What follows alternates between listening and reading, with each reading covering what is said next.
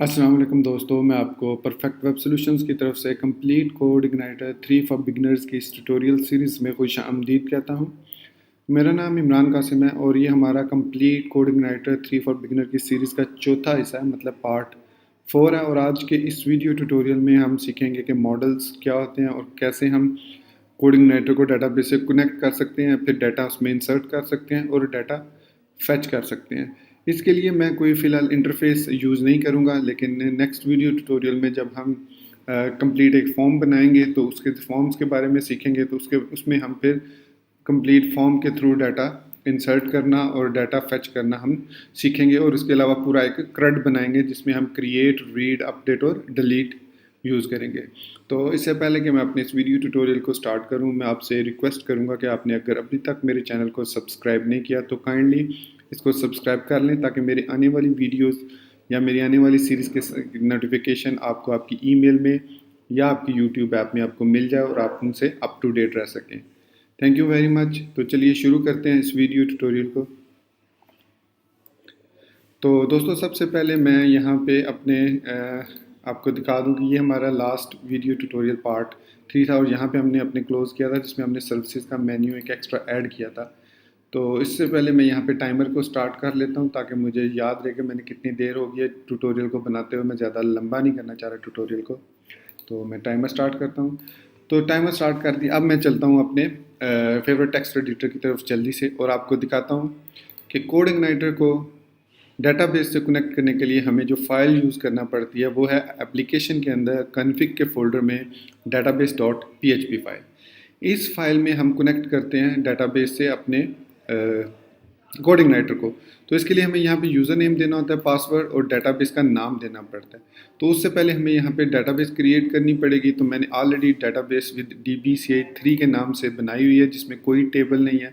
इसको मैं कनेक्ट करूँगा इसके साथ। तो मेरा जो यूज़र नेम है वो डेटाबेस का जो PHP में एडमिन का वो रूट है। पासवर्ड ये है, पाकिस्तान पासवर्ड है। और डेटाबेस का नाम जैसे मैंने बताया DBCI3 है। बस इतना आपने यहाँ पे लिखना है। और नीचे DB ड्राइवर जो MySQL आई है। अगर आप किसी और ड्राइवर से कनेक्ट करना चाह रहे हैं, मतलब पोस्टग्रेस है, इसके अलावा PGSQL है, MS SQL है, या कोई और आप डेटाबेस से कनेक्ट करना चाह रहे हैं, तो उसके मुताबिक उसकी कन्फिग्रेशन आप कोड इग्नाइटर की हेल्प पे जाके देख सकते हैं। तो यहाँ तक हमने MySQL से कनेक्शन सक्सेसफुली क्रिएट कर लिया है और हमारी डेटाबेस से कनेक्टिविटी हो चुकी है। अब नेक्स्ट स्टेप में अब अपने जहन में रखना है कि जितनी भी क्यूरीज हैं डेटाबेस से, जो डाटा हमने फेच करना है, इंसर्ट करना है, डिलीट करना है, अपडेट करना है, मतलब पूरा क्रड जो होता है CRUD, क्रिएट, रीड, अपडेट और डिलीट, वो हमने करना है मॉडल्स के थ्रू। इसलिए आपके जो मॉडल्स होंगे वो स्पेसिफिक मॉडल्स होंगे अकॉर्डिंग टू द टेबल्स। कुछ कॉमन मॉडल्स भी आप बना सकते हैं जिसमें मतलब आप मल्टीपल डाटा फेच करते हैं, लेकिन कोशिश आपने ये करनी है कि आपने जो मॉडल्स बनाने हैं, मतलब यूज़र्स का, जैसे सपोज हम एक टेबल बनाएंगे अभी, तो हम उसके लिए फिर यूज़र का मॉडल अलग से बनाएंगे, यूज़र मॉडल, जिसमें हम यूज़र से रिलेटेड क्यूरीज को इंसर्ट करेंगे, क्रिएट करेंगे, अपडेट करेंगे और डिलीट करेंगे, मतलब सारा प्रोसेस क्रड कंप्लीट करेंगे। तो ये जो क्रड अभी जो मैं बनाऊंगा ये होगा हमारा विदाउट एनी व्यू इंटरफेस, क्योंकि आज हमने देखना है कंट्रोलर से मॉडल की तरफ कैसे जाते हैं। फिर कंट्रोलर, चूँकि हमें पता है कि कंट्रोलर जब मॉडल की तरफ जाता है तो वहाँ से फिर हमने उसको व्यू को लोड करना होता है, तो उतना तो हमें पता है। तो अब आज के इस वीडियो ट्यूटोरियल में हम कंट्रोलर को मॉडल से डाटा फेच करवाएंगे और फिर उसको डिस्प्ले करा लेंगे, एको करा लेंगे, या प्रिंट आर यूज़ करेंगे, ताकि अगर एरे की सूरत में डाटा आता है। तो चलिए मूव करते हैं। डेटाबेस से कनेक्टिविटी कर लिया हमने।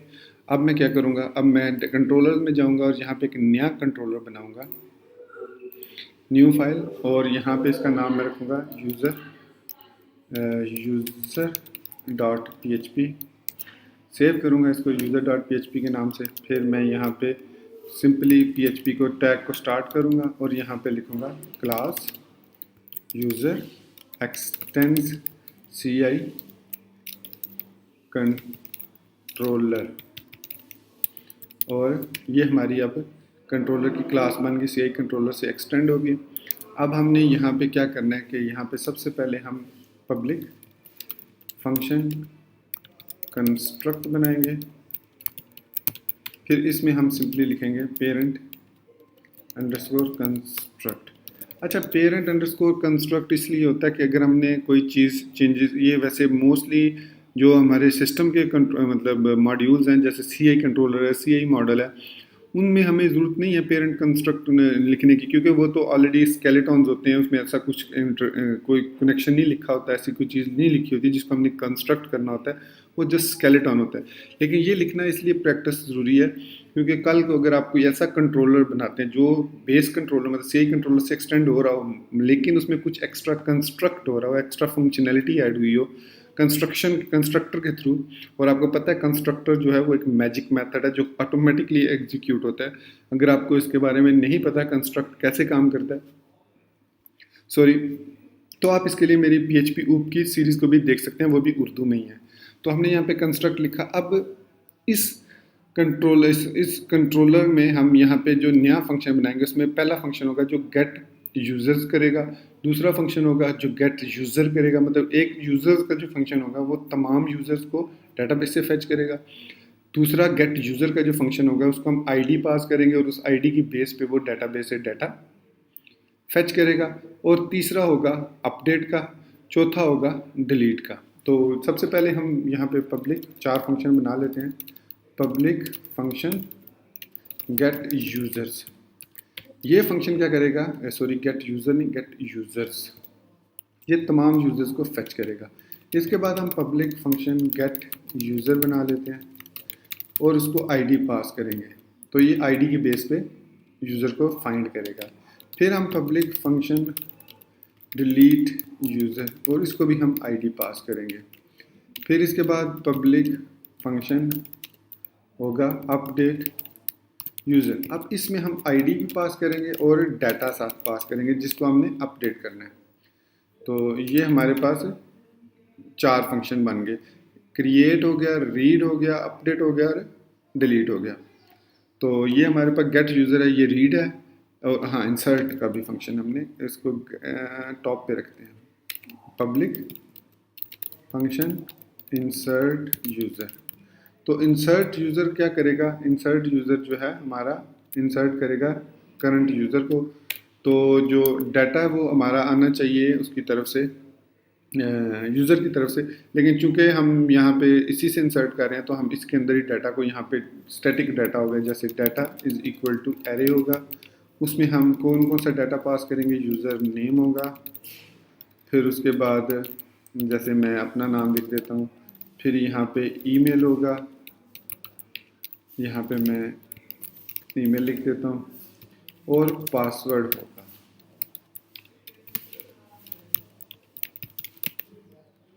तो ये हमारा यूज़र जो है, इस तरीके से हम इस डाटा को इंसर्ट करेंगे डेटाबेस के अंदर।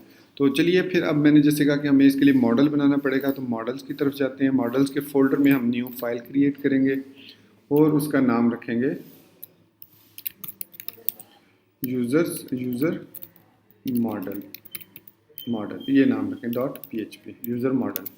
सेव करेंगे इसको, सेव हो गया। अब यहाँ पे उसी तरीके से जैसे हमने कंट्रोलर बनाया था, हम यहाँ पे लिखेंगे class user underscore model x tends CI underscore model, फिर वही पब्लिक फंक्शन अंडरस्कोर कंस्ट्रक्ट, यहाँ पे हम लिखेंगे पेरेंट कंस्ट्रक्ट और उसके नीचे लिखेंगे दिस लोड डेटाबेस। मतलब हमने कनेक्शन जो क्रिएट किया वो क्रिएट किया डेटाबेस .php के अंदर, उसके बाद हमने यूज़र मॉडल में लिख दिया दिस लोड डेटाबेस। तो ये डेटाबेस को हर दफ़ा जब हम यूज़र मॉडल को कॉल करेंगे तो डेटाबेस को लोड करेगा पहले, फिर वो क्यूरीज को रन करेगा। आप अगर ऑटोमेटिक डेटाबेस को रन करना चाह रहे हैं कि हर दफ़ा जैसी एप्लीकेशन बूटस्ट्रैप हो स्टार्ट हो तो डेटाबेस का मॉडल लोड हो जाए, क्योंकि शायद आप कुछ ऐसी सेटिंग करना चाह रहे हैं जो डेटाबेस से फैच हो रही है जैसी एप्लीकेशन एग्जीक्यूट होती है, तो आप क्या कर सकते हैं, ऑटो लोड .php फाइल को जो कन्फिग के फोल्डर में उसके अंदर एज अ लाइब्रेरी इसको लोड कर लें, तो आपका जो डेटाबेस है वो हर दफ़ा लोड होगा। तो अब हम जैसे हमने कंट्रोलर में 4 फंक्शन बनाए, यहाँ पे भी हमें बनाने पड़ेंगे पब्लिक फंक्शन इंसर्ट, ठीक है। अब डेफिनेटली हमें पता है इंसर्ट यूज़र है क्योंकि हम यूज़र के मॉडल में है इंसर्ट, और यहाँ पे हम किस तरीके से जब हमने लोड कर दिया डेटाबेस तो हम इसके लिए यूज़ कर सकते हैं दिस db insert, और यहाँ पे हम पहले देंगे टेबल का नाम यूज़र्स कॉमा डाटा। तो ये सिंपल सी क्यूरी है, हम यहाँ पे रिटर्न लगा देते हैं ताकि हमें अगर इंसर्ट हो जाए डाटा तो 1 रिटर्न होगा, अदरवाइज वाइट स्क्रीन मतलब 0 रिटर्न होगा।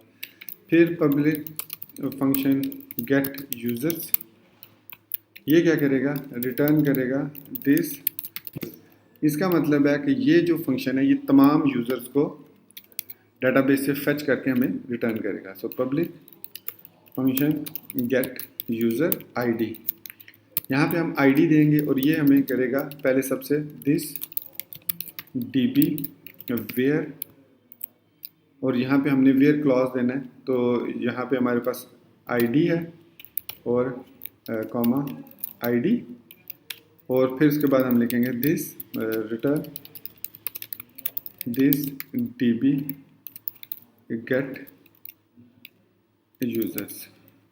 और इसके अलावा हम रिटर्न में यहाँ पे, चूँकि ये हमारे पास रिटर्न है मतलब हमारे पास गेट यूज़र्स का मतलब मल्टीपल रोज़ हो सकती हैं, तो हम यहाँ पे लिखेंगे रिज़ल्ट एरे। अब यहाँ पे ये रिज़ल्ट एरे है, रिज़ल्ट ऑब्जेक्ट भी कर सकते हैं, और I think result associative array, तो मैं सिंपल एरे को रिटर्न कर रहा हूँ। और यहाँ पे चूँकि ये सिंगल रिकॉर्ड फेच कर रहा है तो हम यहाँ पे रो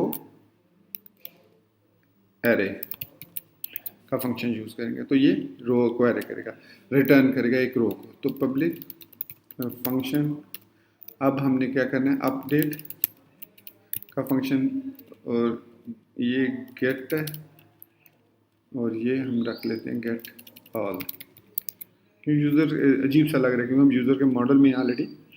तो अपडेट का फंक्शन क्या करता है, सबसे पहले आईडी लेता है और फिर उसके बाद डाटा। तो हम यह क्या करेंगे, this db where ID ID और return this db update simple users comma data. तो ये हमने इंसर्ट गेट ऑल गेट और अपडेट चार हमने CRUD के फंक्शन भी, डिलीट भी सॉरी रह गया। So public function delete ID this db where ID comma ID this db delete users. अच्छा, अगर आपको यहाँ पे किसी की प्रॉब्लम समझ ना आ रही हो कि मतलब कैसे इसको यूज़ करना है, तो इसलिए हम यहाँ पे यूज़ कर रहे हैं सबलाइम टेक्स्ट। जैसे डिलीट का फंक्शन है, तो मैं यहाँ पे अगर माउस ओवर करूँ तो मुझे पता चल जाएगा db कहाँ पे ये क्यूरी बिल्ड है, ये देखें। तो ये क्या डिलीट एक्सेप्ट करता है, पहले टेबल का नेम एक्सेप्ट करता है, फिर वेयर क्लॉज एक्सेप्ट करता है, फिर लिमिट उसकी, फिर रीसेट डाटा ट्रू करता है। मतलब यहाँ पे अगर टेबल नेम गलत है तो यहाँ पे वो एरर दे देगा, फिर वरना वो क्यूरी को परफॉर्म करेगा और क्यूरी के सिंगल टेबल से वेयर लिमिट लगा के उसको डिलीट कर देगा। तो यहाँ पे इसी तरीके से अगर हमने अपडेट को सर्च करना है तो यहाँ पे आप देख सकते हैं उसका भी फंक्शन है कि टेबल नेम सेट वैल्यू, कौन सी वैल्यू आपने सेट करनी है, जहाँ पे आप मल्टीपल वैल्यू देखते हैं, वेयर और लिमिट को आप यहाँ पे दे सकते हैं। मतलब यहाँ पे आप इस तरीके से भी इसको, ये देखें, सबसे पहले टेबल नेम, यहाँ पे हम अपडेट करें तो यूजर्स टेबल, फिर उसके बाद सेट मतलब डाटा, ये हमने डाटा देना जो सेट करना है हमने, वेयर क्लॉज लगाना है, तो यहाँ पे हम कॉमा डाल के उसको वेयर क्लॉज को दे सकते हैं, वो हमने ऊपर लिख दिया। तो ये हमारा रिटर्न कर देते हैं इसको, यूज़र से रिलेटेड CRUD कंप्लीट हो गया। अब सबसे पहले हम डाटाबेस में डाटा इंसर्ट करके देखते हैं। यूज़र टेबल में गए, ये डाटा है हमारे पास, और हम चेक करते हैं हमने भी डाटाबेस में टेबल नहीं बनाया, ये नहीं बनाया नहीं है। तो मैं यहाँ यूज़र्स का एक टेबल बना लेता हूँ, इसको फील्ड में 6 रखूँगा। वो करता हूँ, सबसे पहली फील्ड आईडी है, लेंथ इसकी 11 रख लेते हैं, इंडेक्स ये प्राइमरी की है, प्राइमरी की ओके, ऑटो इंक्रीमेंट है। फिर मैंने यूज़र नेम रखा, var रखा 255, और ये यूनिक होना चाहिए क्योंकि यूज़र नेम हमेशा यूनिक होता है, यूज़र नेम। फिर उसके बाद ईमेल, ये भी var होना चाहिए, 255 होना चाहिए, और ये भी यूनिक होना चाहिए। तो यहाँ पे ओके ईमेल, गो कर दिया। फिर उसके बाद हमारे पास पासवर्ड की फील्ड है जो कि वो भी varchar ही होती है 255, इसको यूनिक रखने की ज़रूरत नहीं है। फिर क्रिएटेड एट, कब ये यूज़र क्रिएट हुआ इसको टाइम स्टैम्प कर देते हैं हम। टाइम स्टैम्प के बाद हम करंट टाइम स्टैम्प इसमें कर देंगे। फिर अपडेटेड एट, इसको भी टाइम स्टैम्प कर देंगे और ये हम कर देंगे बल्कि current time stamp with on update, जब अपडेट हो टेबल तो तब वो करे टाइम स्टैम्प चेंज। तो ये हमारे पास यूज़र्स का टेबल बन गया। यूज़र में कोई रिकॉर्ड नहीं है, तो सबसे पहले हम रिकॉर्ड इंसर्ट करते हैं। तो मैं क्या करूँगा, यहाँ पे डाटा है हमारे पास, तो मैं अब सबसे पहले मुझे मॉडल लोड करना पड़ेगा। तो मैं कंस्ट्रक्ट के फंक्शन को यूज़ करते हुए लिखता हूँ दिस लोड मॉडल और यहाँ पे user model, I think user model है। अब यहाँ पे ये लिखूँगा तो अब मैं इस यूज़र मॉडल के ऑब्जेक्ट को दिस के साथ एक्सेस कर सकता हूँ यहाँ पे। तो मैं लिखूँगा रिटर्न दिस या एको लिखूँगा ताकि मुझे पता चले दिस यूज़र अंडरस्कोर मॉडल। अब हमने कौन सा इंसर्ट का काम करना है, तो इंसर्ट और यहाँ पे हम इसको डाटा पास कर देंगे। तो अब यूज़र मॉडल को वो एक्सेस करेगा इंसर्ट को, और डाटा ये वाला डाटा जो है हमारे यूज़र मॉडल में इस फंक्शन को कॉल करेगा और ये इसको डीबी में इंसर्ट करके हमें रिटर्न 1 करेगा अगर डाटा सक्सेसफुली इंटर हो गया। अगर कोई एरर आया तो हम उसको सर्च करेंगे और प्रॉब्लम को सॉल्व करेंगे। तो इंसर्ट करने के लिए इसके बाद अब चूँकि हमने, आपको याद होगा लास्ट वीडियो ट्यूटोरियल में राउट्स के अंदर, कॉन्फ़िग के अंदर राउट्स के अंदर एक ये डायनामिक टाइप का राउट बनाया था। अब ये राउट ऐसा राउट है कि ये ऐसे फंक्शंस पे कॉल होगा जो डाटाबेस में एक्सेस जो आपके यूआरएल में एंटर ही नहीं, मतलब जैसे मैं आपको समझाता हूँ। जैसे मैंने यहाँ पे chdev लिखा है, एंटर किया है, तो ये डिफ़ॉल्ट राउट है नो डाउट। लेकिन अगर मैं यहाँ पे कुछ और लिखूँगा इन 4 के अलावा, मैं services, about us, contact us, रोम के अलावा कुछ और लिखूँगा, जैसे मैं यूज़र्स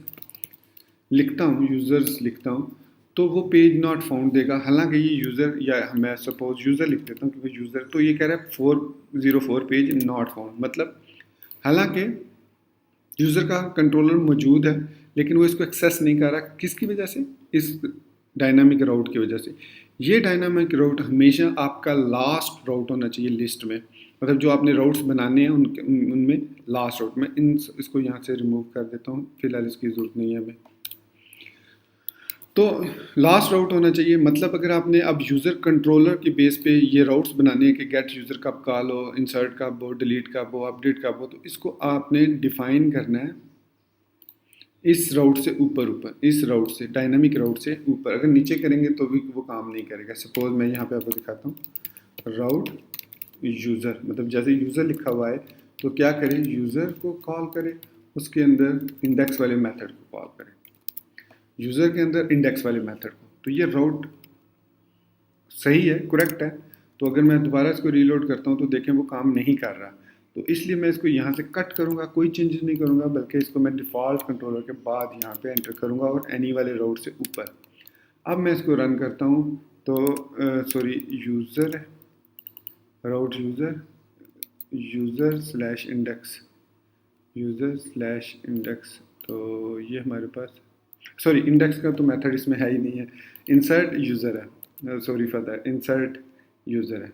या इसको सिंपल, इसको भी हम चले इंसर्ट यूज़र ही रहने देते हैं। इसको मैं कॉपी करता हूँ और यहाँ पे पेस्ट कर देता हूँ। अच्छा, मैं इसको दोबारा नीचे कॉपी करता हूँ ताकि आपको ये ना सोचें कि शायद पिछली दफ़ा वो यूज़र नहीं था। तो अब यहाँ पे आप देख लें फिर 404 ही आ रहा है। तो मैं इसको यहाँ से कट करता हूँ, यहाँ पे पेस्ट करता हूँ, सेव करता हूँ।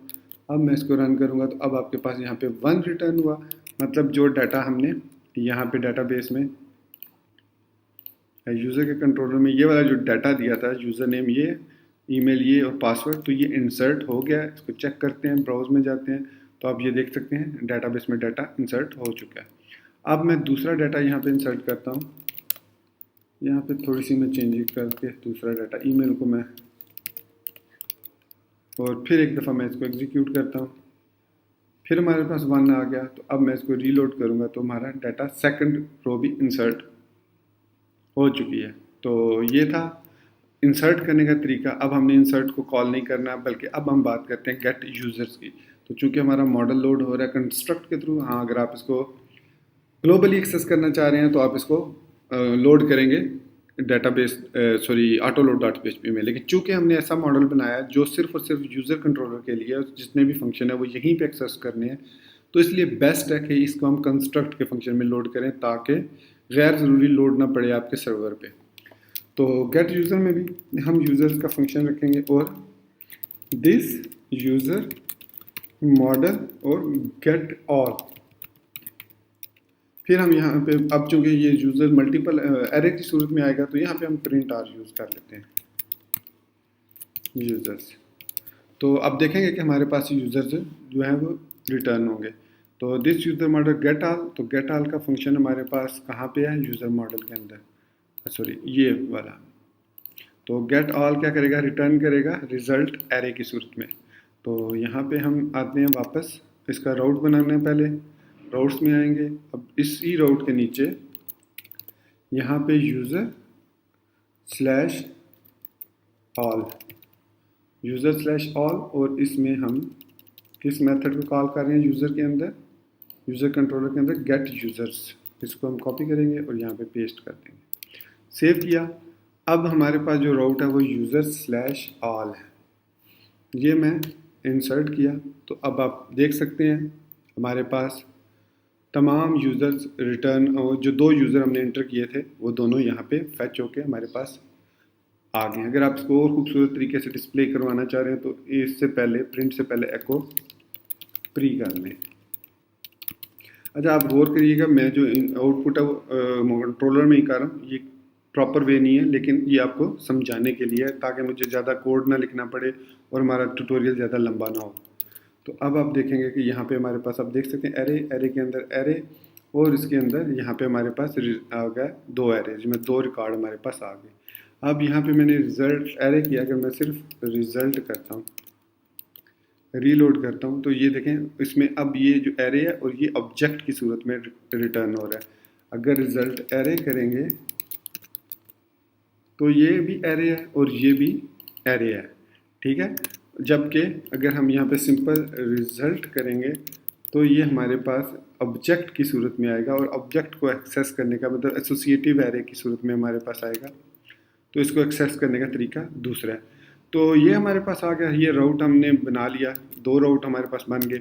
अब तीसरा ये है कि हम यहाँ पे यूज़र के साथ देना चाह रहे हैं आईडी 1। जैसे हम 1 आईडी दें तो जो 1 आईडी वाला यूज़र है उसका रिकॉर्ड यहाँ पे डिस्प्ले होना चाहिए। जब हम यहाँ पे 2 दें तो जो 2 वाला यूज़र है उसका रिकॉर्ड जो है यहाँ पे डिस्प्ले होना चाहिए। तो इसके लिए हम यूज़ करेंगे गेट का फंक्शन, ठीक है। तो गेट का फंक्शन यूज़ करने का तरीका क्या है कि यूज़र कंट्रोलर में जाएंगे, यहाँ पे हम लिखेंगे user is equal to this user model gate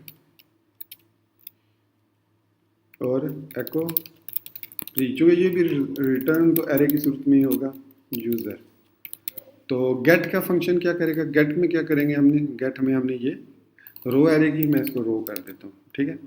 अब मैं इसको रन करता हूँ, तो सॉरी इससे पहले हमें इसका राउट भी बनाना पड़ेगा। अब यहाँ पे राउट ज़रूरी हो गया। अब ये भी काइंड ऑफ डायनामिक राउट होगा।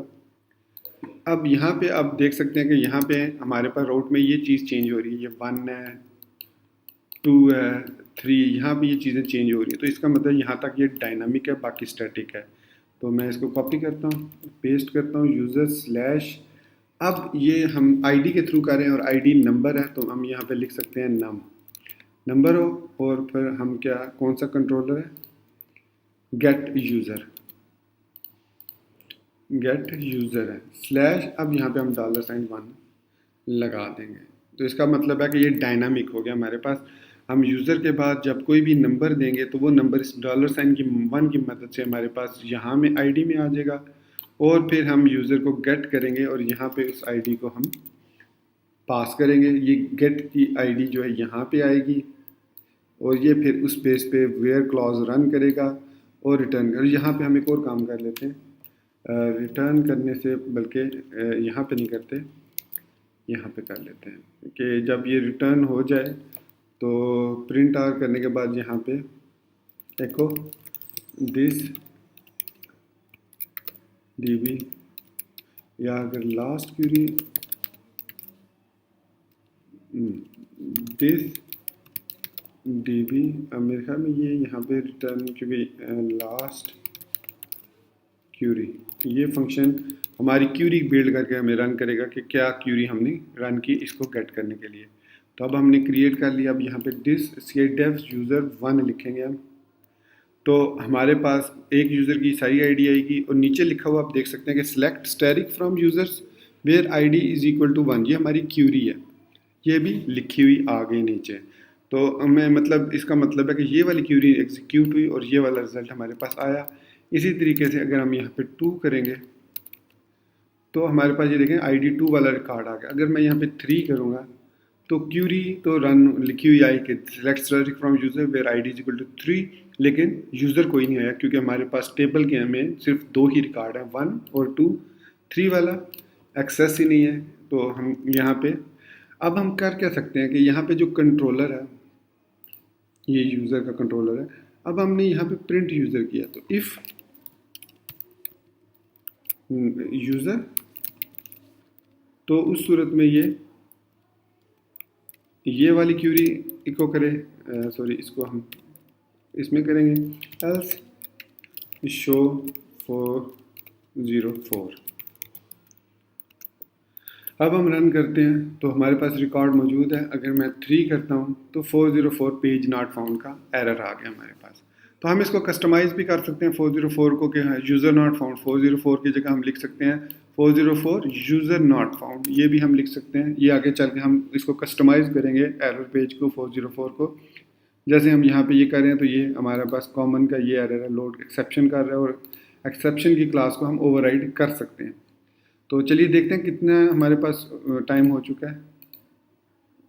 25 मिनट्स हो चुके हैं। तो हम जल्दी से अब नेक्स्ट मूव करते हैं। इसी तरीके से हम डिलीट कर सकते हैं यूज़र को। क्या करना होगा हमें कि रोड बनाना होगा यहाँ पे, जिस तरह हमने ये बनाया, और यहाँ पे अब हम यूज़र डिलीट और नम देंगे, user delete user, I think यही फंक्शन है कंट्रोलर में, डिलीट यूज़र और 1। इसके बाद हम कंट्रोलर बना लेते हैं अपडेट नम स्लैश, और अब हम यहाँ पे देंगे एनी। तो यहाँ पे चूँकि हमने डाटा देना है अपडेट का, तो अपडेट मोस्टली हम फॉर्म के थ्रू डाटा सेंड करते हैं। यहाँ पे अब हम ऐसा करते हैं कि बल्कि अपडेट को जिस तरह हमने इंसर्ट को रखा है उसी तरीके से हम अपडेट को रखते हैं विदाउट एनी लिंक। तो यहाँ पे हम फिर करेंगे अपडेट यूज़र। तो ये हमारे पास राउट्स डिफाइन हो गए, user update, user delete, user all, user इसको क्या लेते हैं यूज़र गेट। ठीक है, कि यूज़र के बाद गेट लिखें, उसके बाद नंबर लिखें तो उस यूज़र को वो गेट करे, मतलब जैसे यूज़र है। अब 3 से साथ नहीं काम करेगा बल्कि गेट 1 करेंगे तो हमारे पास वो रिकॉर्ड आएगा यूज़र गेट 1। तो हमने यूज़र डिलीट, उसके बाद अब अगर हम यूज़र डिलीट 1 करते हैं तो हमारे पास वो क्या होगा, जाएगा यूज़र के, क्योंकि हमने यहाँ पे कोई कोड नहीं लिखा अभी। तो अब हम यहाँ पे वही कोड जो गेट यूज़र वाला है, ऑलमोस्ट वही कोड है कि user is equal to this user model delete ID. ठीक है, और फिर हम करेंगे रिटर्न यूज़र कर लेंगे, सॉरी एको कर लेंगे यूज़र को, फिर सक्सेसफुली इको यूज़र और एको दिस db लास्ट क्यूरी। ये db लास्ट क्यूरी का फंक्शन हम रन करेंगे तो हमें पता चल जाएगा कौन सी क्यूरी रन हुई है। तो यूज़र मॉडल के अंदर हमने डिलीट के अंदर कोड लिखा हुआ है, सॉरी यहाँ पे लिखा हुआ है db डिलीट, सेव किया। अब यहाँ पे हम यूज़र डिलीट 2 करेंगे तो हमारे पास आ गया 1 यहाँ पे, और फिर delete from users where ID is equal to 2, और हम अगर ब्राउज में जाएं तो हमारा रिकॉर्ड डिलीट हो चुका है। अब हम इस यूज़र नेम का ईमेल जो है वो अपडेट करते हैं। ईमेल हमारे पास अभी जो imran@imran.com है, तो मैं इसको imranq@imranq.com करूँगा। तो अपडेट, इसमें हमने डाटा देना है तो डाटा हम यहाँ पे देंगे, ये तो मॉडल है, कंट्रोलर में डाटा पास करेंगे हम। अपडेट का फंक्शन ये है।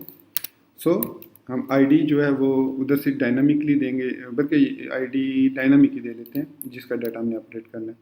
तो अपडेट का आईडी यहाँ पे आ रही है, तो राउट्स में हम जाएंगे, यहाँ पे अपडेट स्लैश नम लिखेंगे ये वाला, तो यहाँ पे $1 और यहाँ पे यूज़र के अंदर अपडेट यूज़र में सिंपल आईडी आएगी।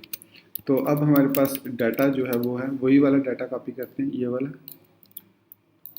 तो इस तरह आप अपडेट पासवर्ड का भी बना सकते हैं। यूज़र नेम में इमरान क्यू, ईमेल चेंज करता हूँ imq@gmail.com। पासवर्ड यही, पासवर्ड की ज़रूरत नहीं है हमें, सिर्फ हमने चूँकि ईमेल चेंज करना था तो मैं ईमेल ही रखता हूँ यहाँ पे। अच्छा, आप एक और ज़रूर कीजिएगा जब आप ये प्रोजेक्ट कोऑर्डिनेटर में काम कर रहे हो कि जो आपने टेबल कॉलम्स रखे होते हैं वही हम यहाँ पे एरे की नेम्स रखें हैं, तो ये बेस्ट सूटेबल होता है। सो हमारे पास डाटा आ गया। अब हमने ये डाटा विद आईडी पास करना है, तो रिटर्न हम यहाँ पे कर लेते हैं echo this user model update ID comma data. तो ये आईडी और डाटा यहाँ पे आएगा, आईडी और डाटा यहाँ पे आएगा, फाइंड करेगा और अपडेट कर देगा डाटा के मुताबिक, सिंपल। अब हम वापस, अब देख सकते हैं यहाँ पे रीलोड करता हूँ तो यहाँ पे रिकॉर्ड आप देख सकते हैं ईमेल कौन सा है। अब मैं यहाँ पे लिखता हूँ मैं यहाँ पे क्यूरी भी प्रिंट करा लेता हूँ ताकि दिस,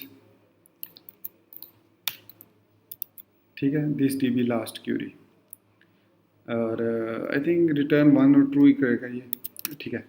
अब मैं इसको अपडेट 1 करता हूँ तो अब आप देख सकते हैं रन हुए, अपडेट 1 लिखा हुआ है और update users set email is equal to imq@gmail.com where id is equal to 1। और अगर मैं अब इसको पेज को ब्राउज करूँ तो आप यहाँ पे देख सकते हैं कि imq@gmail.com वो चेंज हो चुका है, मतलब हमारा डाटा अपडेट हो चुका है और हमारा टाइम भी काफ़ी ज़्यादा हो चुका है, 30 मिनट्स हो चुके हैं।